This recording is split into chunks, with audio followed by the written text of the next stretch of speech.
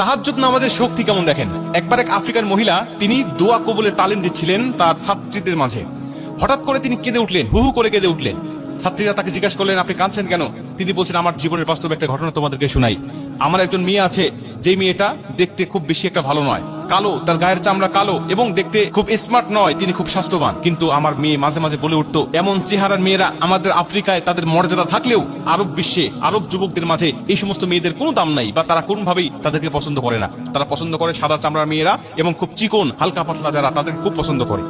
কিন্তু আমার মেয়ে মাঝে মাঝে বলে উঠতো যে আমি আফ্রিকান কোন যুবককে বিয়ে করব না, আমাকে বিয়ে করবে আরব দেশ থেকে খুব সুদর্শন যুবক এসে আমাকে বিয়ে করে আফ্রিকা থেকে নিয়ে যাবে। আমরা তার কথা শুনে প্রথমে হাসতাম আর তাকে বলতাম যে এটা শুধু তোমার স্বপ্নই থেকে যাবে, এটা কখনো বাস্তবায়ন হবে না।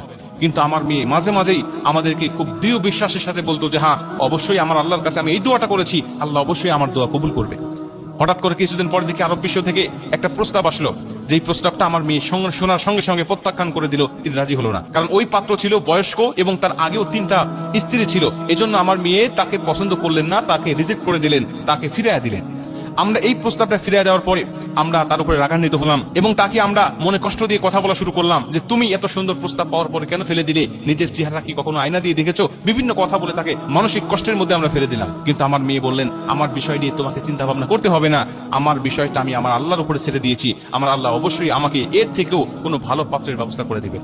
তিনি বলছেন, আমার মেয়ের এরকম কথা বলা দেখে আমরা মাঝে মাঝে অবাক হলেও আমরা ভাবতাম যে এটা কখনোই সম্ভব নয়, কারণ এমন মেয়ের জন্য এত সুন্দর সুদর্শন রাজপুত্র কখনোই আমার মেয়ের জীবনে আসবে না। শুধু আমার মেয়ে এটুকু বলতো তা নয়, তিনি ইঙ্গিত করে বলতো যে আমার জন্য যে যুবককে আল্লাহ বাজেট করে রেখে দিয়েছেন তার চেহারা হবে খুব সুদর্শন, তার চক্ষু হবে নীল, তিনি যুবক বয়সের হবেন, অতি বেশি বয়স তার হবে না, এরকম ভাবে তিনি ইঙ্গিত প্রদান করতেন।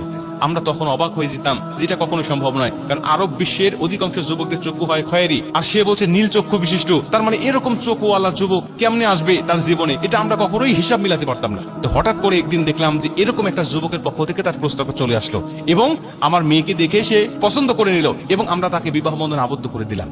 তিনি বলছেন, বিবাহ হয়ে যাওয়ার পরে আল্লাহর পরে যদি কোনো মানুষকে সিজদা করা জায়েজ থাকতো, আমরা আমার মেয়েকে সিজদা করতাম, এই আল্লাহওয়ালা মেয়েকে সিজদা করতাম। কেন?